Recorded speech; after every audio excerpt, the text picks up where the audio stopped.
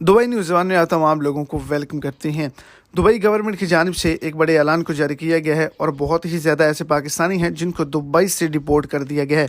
दूसरे नंबर पर पाकिस्तानी गवर्नमेंट की जानिब से भी एक बड़े ऐलान को जारी किया गया है और पाकिस्तान के मुख्तलिफ शहरों को मुकम्मल तौर पर बंद किया गया है। ऐसा कह सकते हैं कि पूरे पाकिस्तान के अंदर मुकम्मल तौर पर एमरजेंसी नाफिज कर दी गई है।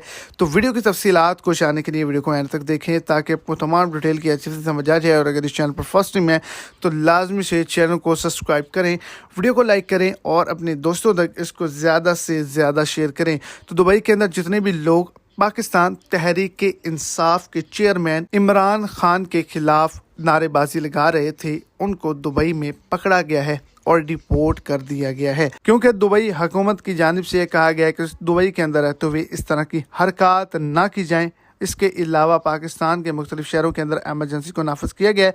तशवीशनाक सूरत हाल बन चुकी है जिसके अंदर कराची, लाहौर, इस्लामाबाद और रावलपिंडी को शामिल किया गया है। तशवीशनाक सूरत हाल को कंट्रोल करने के लिए एमरजेंसी नाफिज की गई है और कहा गया कोई भी शख्स यहाँ दाखिल ना हो।